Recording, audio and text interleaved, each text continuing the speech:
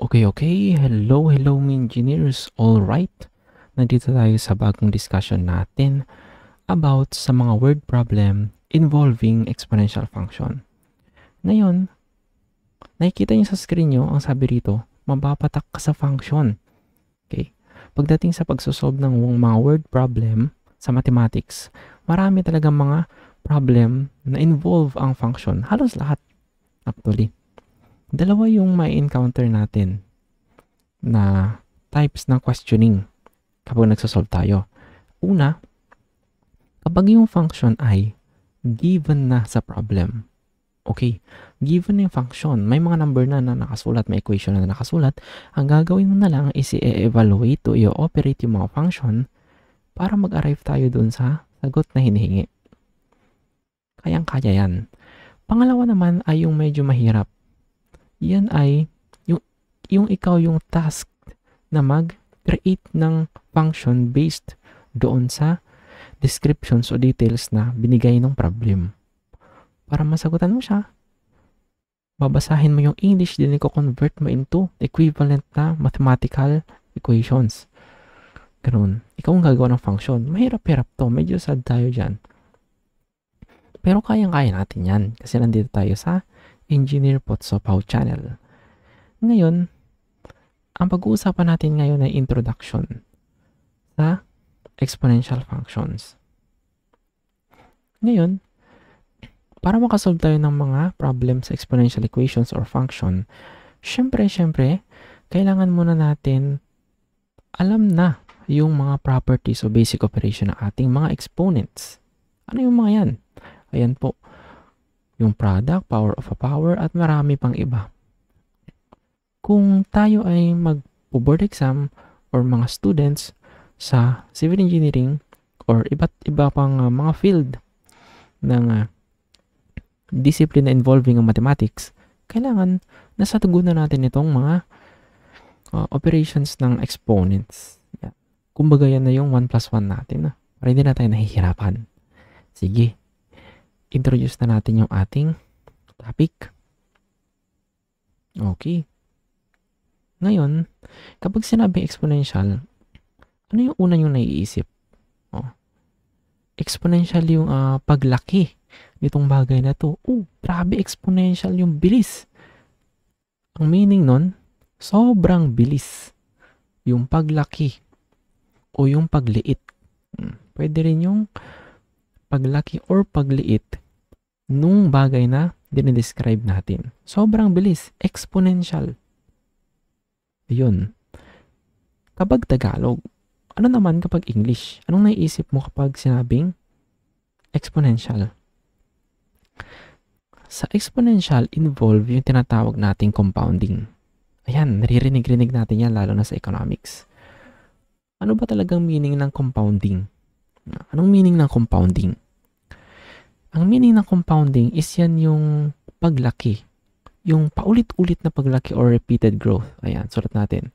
Repeated growth. Yan. Saan nakabase yung growth na to? Nakabase yung growth based sa current size ng isang bagay. Meaning, yung rate ng growth ay depende sa current na size ng bagay na yun. Ayan. Hindi yun sa dating size, sa current na size. Meaning, kung mas malaki yung bagay ngayon, mas mabilis yung growth o mas malaki yung growth. Kung maliit yung bagay ngayon, mas maliit yung growth o mas mabagal yung magiging growth. Ngayon, saan natin nakikita ito? Sabi nga natin kanina, naririnig na natin yung salitang compounding sa compound interest. Kasi yung compound interest ay sample ng isang bagay na exponential ang growth. Sige, reviewin natin. Ano nga ba kasing compound interest? Ang compound interest ganito siya. Economics ito. Ito si Kat, mayroon siyang pera, di ba? Kunwari itong pera, papalakihin mo. Gusto mong lumaki siya. Okay? Yung pera na papalakihin mo, ang tawag dyan, yung principal. Yan, principal. Yan yung perang papalakihin mo. Habang tumatawid yung panahon, okay? lumalaki yung pera, di ba? Yung nadadagdag na laki ng pera, ayan, yung nadadagdag na pera, ang tawag dyan yung interest. Ayan. Interest yung tawag sa nadadagdag na pera. Ngayon, itong interest ay based sa iyong principal. Ayan. Nakabase yung interest sa principal sa tinatawag natin na interest rate. Ayun. Ngayon, kapag sinabing compound interest, yung mga interest na nangyayari sa pera mo ay base sa nakaraang size ng iyong pera. Meaning, kunwari, sa first period meron kang principal. Yung interest mo ay base sa principal na iyon. Okay? Yan, makakaroon ka ngayon ng principal plus interest sa unang period. Ngayon, kung nasa pangalawang period ka na, yung interest sa pangalawang period ay base na rito sa dalawa. Magiging P plus yung interest mo sa unang period times yung interest rate. Yun na yung magiging interest mo sa pangalawang period. Parang ganoon siya. Meaning, padagdag ng padagdag, papatong siya ng papatong. Pala example lang to. Huwag niyong i-take yung mga mathematical operations dito seriously. Para lang ma-visualize natin na ganon yung compound interest at ganon yung nature na exponential function. Palaki siya ng palaki.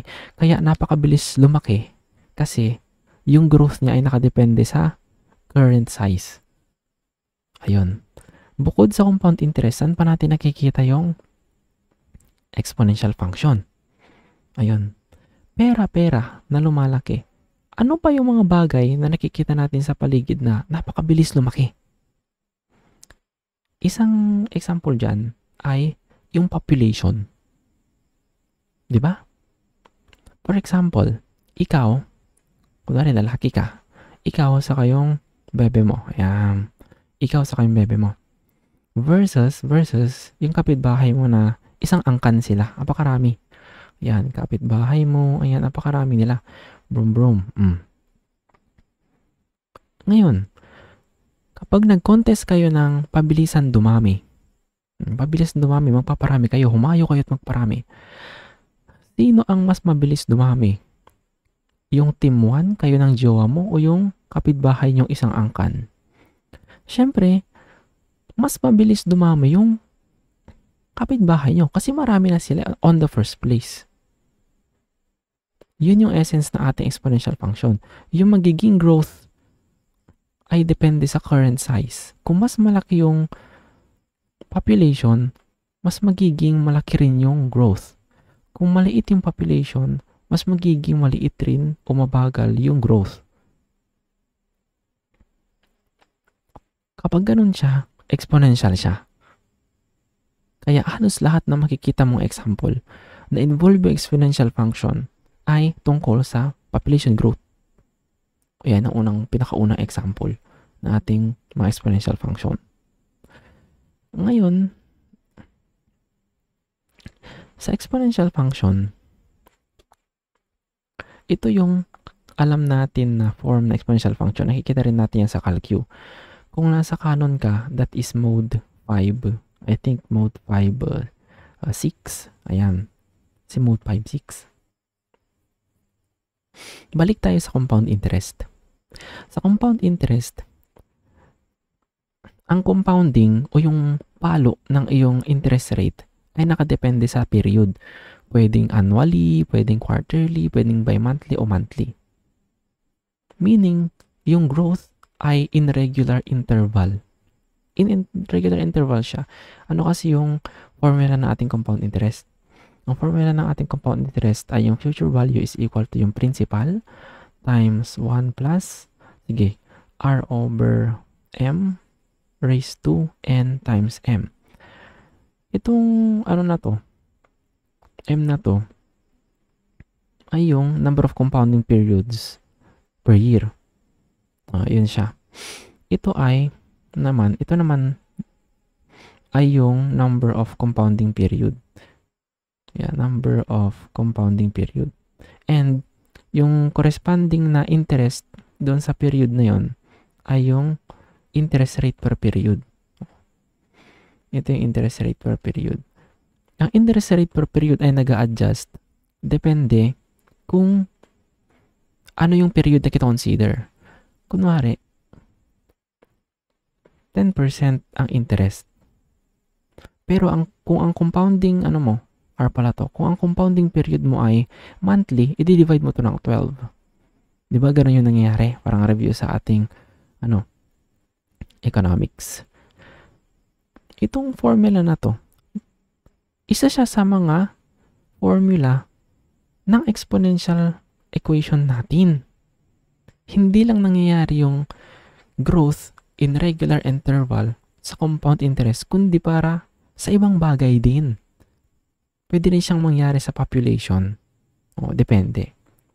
Kaya, unang formula natin sa ating exponential function ay, sige, sabihin na natin P. P is equal to yung initial population, then 1 plus, okay, sabihin na natin 1 plus yung rate times MN. Ganyan pa rin siya. Okay, ganyan pa rin siya. Makikita natin yung kamukha nito kapag involved yung exponential function. Ayan. Ngayon,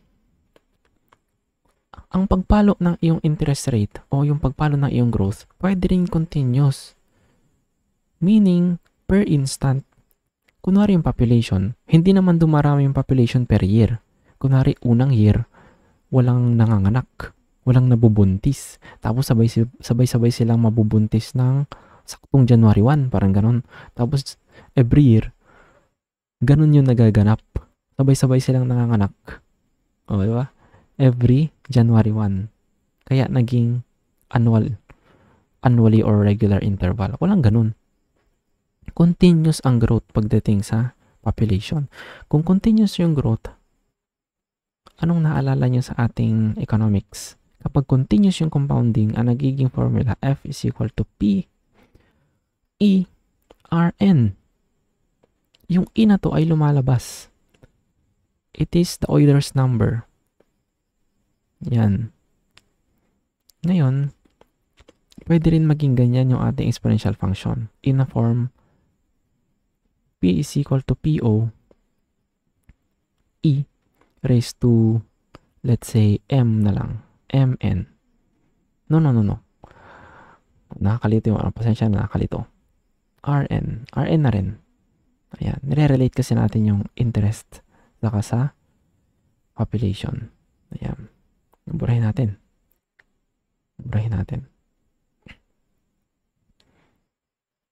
RN. Ayan. Maliganyan siya. Dalawang uri na exponential function ang makikita nyo. Yung regular lang na exponential function, then yung involved na yung ating natural numbers. Ito, nakikita natin sa nature ito. Si Euler number. Ayun. Thank you. And ituloy natin yung pagsasagot natin ng problem in the next video. Visit the channel. Bye-bye.